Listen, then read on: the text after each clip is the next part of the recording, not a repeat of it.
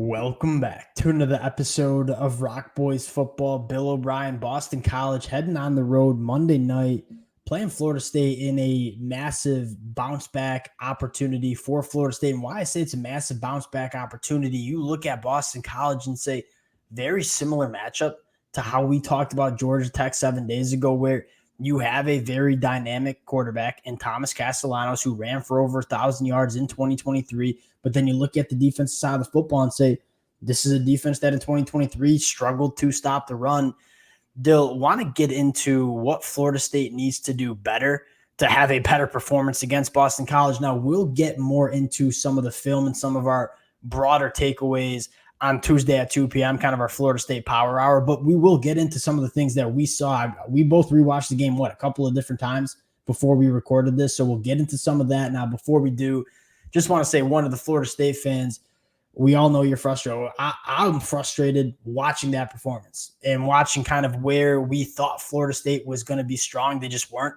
And so would love to hear from you guys in the comment section. Again, the Florida State fans, y'all been rocking with the boys, the highs, the lows. We can't thank you guys enough. If y'all do enjoy the content, consider subscribing to the channel. Let it fly in the comment section. And Dill, let's get into this one. And I want to start with this BC offense going up against the Florida State defense, where, again, I think you're going to see, assuming Bill O'Brien doesn't try to turn Thomas Castellanos into a pocket passer, I think you're going to see a lot of the similar concepts that we saw Georgia Tech run just, less than 24 hours ago.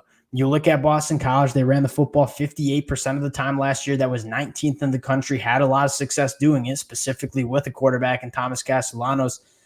Looking at Florida State, obviously a very poor performance on the defensive side of the football. What does Florida State need to do better to have more success against this kind of offense in Boston College? I mean, that middle of the defense, and I frankly think at all three levels, I think the defensive tackles need to play a lot better. The linebackers, certainly. They're the headliners in terms of what I was really disappointed with.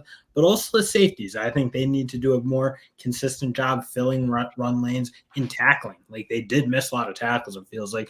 But at the end of the day, I think a huge part of it ultimately falls on that linebacker. And I think you knew there was a possibility they could struggle, not only at that position, but especially against Georgia Tech, because DJ Lundy, their best linebacker, I don't think is totally built for that Georgia Tech kind of offense where they really put him in space a lot. They made him cover linebacker or running backs out of the backfield. They made him chase cornerback or running backs and wide receivers and QBs all around the field, sideline to sideline.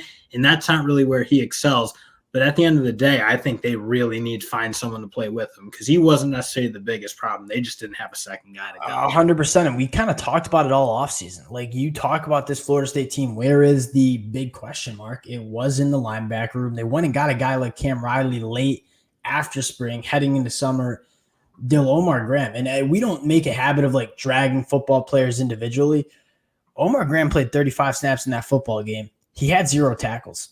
There were a lot of opportunities to make tackles, and he just won missing tackles. But I think more importantly, just kind of lost in terms of the run fits. And yes, Georgia Tech gives you a lot of eye candy. I thought Buster Faulkner called a phenomenal game for Georgia Tech, but at the end of the day, you need more from Omar Graham. And if he's not able to do it, you got to go with some other linebackers. I was kind of surprised he stayed in the game as long as he did because it was clearly a problem right from that first drive. The linebacker play needs to get better. I think the second conversation is the inside of the defensive line. I mean, we said Florida State, it is very hard to replace a guy like Braden Fisk and Fabian Lovett. We thought Joshua Farmer and Daryl Jackson would be somewhat close. I don't think that was really the case. I mean, you look at Joshua Farmer and Daryl Jackson, very, very little influence on that football game. Daryl Jackson specifically, getting moved around a lot, playing with high pads. Look, when you have question marks at linebacker, you don't want to have your defensive line getting worked off the football. That's kind of exactly what happened for Florida State against Georgia Tech and Highland. Yep, I know. And then you kind of round it out in the middle of that defense. The safety's not a great day for them either. I thought they missed way too many tackles. I'm frankly a little surprised they weren't playing closer to the line of scrimmage more consistently. You did start to see Shaheem Brown start to roll down towards the end of the game. But, honestly, why wasn't that how Florida State was playing that immediately? Because you never really saw any moment where they were tested down the field. You have 2 really, really good corners who played really, really good football, I thought, and never really had any real issues with Georgia Tech. very, very surprised those two were playing around the line. Was the most frustrating part was, yes, the player performance was not good enough. The coaching staff made zero adjustments. I mean, Georgia Tech, you kind of knew how they were going to run their offense. You knew heading into the football game, and we kind of said, hey, Georgia Tech's going to run the football a lot. We think that we can match up well at the cornerback spot with Fentrell Cypress and A.Z. Thomas. We think some of the better quarterbacks in the ACC. If Georgia Tech's going to run the football, put your safeties in the box and take away the run game and let Georgia Tech and Haynes King try to beat you vertically down the field, which I don't think they could have in that football game. And you just saw it was kind of a story of two different tales, because then you look at Georgia Tech and said, after those first two drives, Georgia Tech was playing 7-8-man boxes pretty consistently. Florida State just failed to adjust. They left their safeties high. They let Georgia Tech kind of pick them apart. And you look at some of the real problems. I mean, Georgia Tech having that 8-minute drive in the second quarter where Florida State was just getting picked apart. That just took the life out of this Florida State team. It was very frustrating to just kind of see it unravel. And Mike Norvell and this defensive coaching staff just do very little to fix what the problem was. Now, flipping to the offensive side of the football, Dill, I want to start with DJU. This was it was a popular talking point on the message boards and Twitter. And I'll maybe throw out a hot take, and I would love to hear from the Florida State fans in the comment section.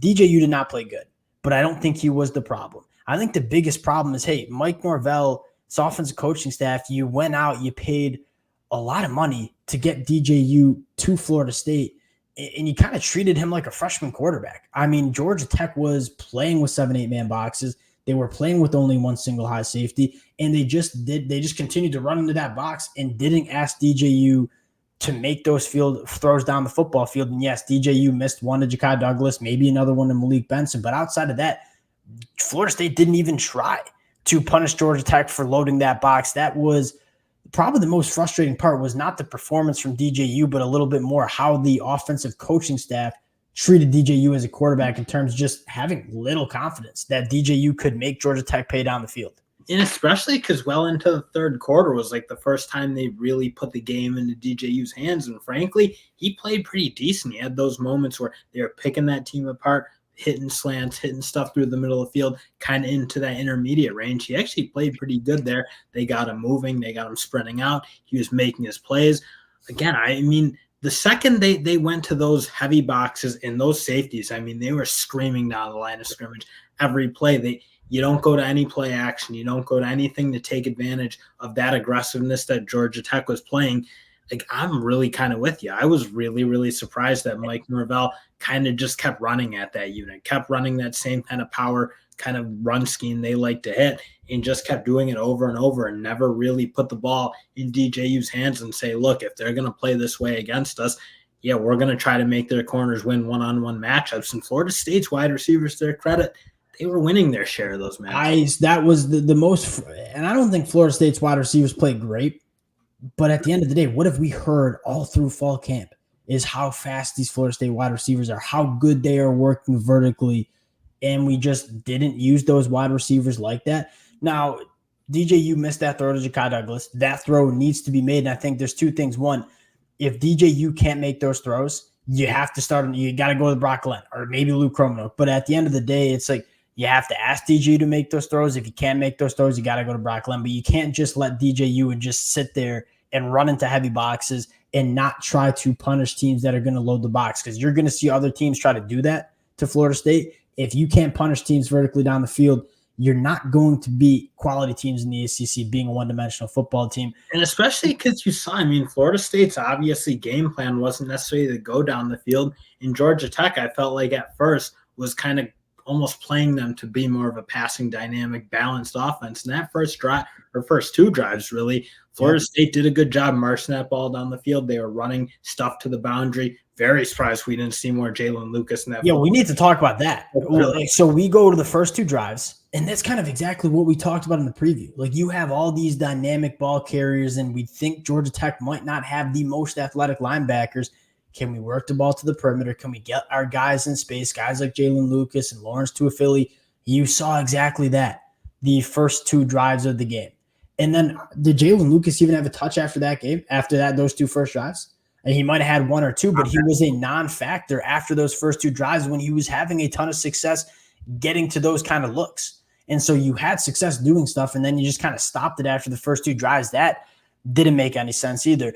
Now, I don't want to just expunge the offensive line either. And again, it sounds like we're dragging Florida State. And I guess we're just being critical. Like, and we'll get to where Florida State gets. Well, when you lose a game like that, when you're Florida State, like, kind of have to be critical. And you look at the offensive line and say, you have 4 redshirt seniors. Your other guy's a senior. They're all 22, 23-year-old men. We kind of thought that this would be the strength of this Florida State offense. Going up against the Georgia Tech front seven that was not very good last year, didn't make a ton of additions in the transfer portal. Florida State's offensive line kind of got whooped as well. I mean, I'm kind of like looking that power counter scheme that they like to run. They like to pull their offensive linemen. When your offense or your backside or pull side offensive linemen are running into your play side offensive linemen quite consistently, it's like, yeah, you got to be able to move guys off the line of scrimmage, because I don't care how heavy the box is. If you can move guys off the line of scrimmage, you can run the ball for 3 to 4 yards pretty consistently. And again, that just wasn't happening after the first couple of drives. I was like, again, I thought Florida State could get after the depth a little bit of what that Georgia Tech team was going to be. And for whatever reason, it felt like it got worse and worse for that offensive line towards the end of the game, not better and better as I got. A 23% stuff rate. That's really bad, especially when this Florida State offense is very clearly not comfortable operating behind the chains. Like, you have to be efficient on first and second down because you do not want to be in those 3rd and 6 pluses. Last year you could, because Jordan Travis and Keon Coleman and Johnny Wilson would bail you out. You don't have that in 2023 or 2024, excuse me. So you have to be more efficient on first and second down. Florida State wasn't. Dill, we'll recap the Monday night game because I think we're both really excited to see Florida State just see if they make some adjustments. This is a very similar Boston College team that we just saw. All right, it's a very similar team that we just saw from Georgia Tech. Like, these are very similar opponents, kind of similar matchups. Can Florida State take this week, get into the film and say, hey, these are the things that we need to fix? And then can they go fix it Monday night? And coaching staff's got to loosen up. I mean, I felt like that game got really tight for that coaching staff, especially on the offensive side of the ball, where, again, when they were working their scripted stuff early, it felt like, oh, this is what I kind of imagine a Mike Norvell offense. And then that game kind of, again, Georgia Tech was playing long drives. That game was starting to get short. It was obviously very tight. I think you saw a noticeable, almost like fear come over that offensive coaching staff, and they just couldn't quite shake it until the end or later into that game where they were like, all right, well, we have no other choice. We got to let DJ let it loose a little bit. And then again, I thought again, like, big pressure moment, obviously Florida State trying to kind of repeat what they were doing last year, which was obviously a great year for them, and obviously had a lot of talent to replace. I think there's just like, it almost felt like a big moment, and they just certainly no one players. So I think how I'll close this one out is we were just very critical of this Florida State roster. We were very critical of Mike Norvell. If there is a coach in the country that I believe can kind of turn this around and rally the troops, so to speak, I do think it's Mike Norvell. I'm very excited to see what this Florida State team does look like Monday night. Again, we'll break it down. I'm excited to see if we make some changes. Appreciate you guys rocking with the boys again. Would love for you guys to light it up in the comment section. Give us your takes. We'll chop it up. Appreciate you guys, and we'll talk to y'all later.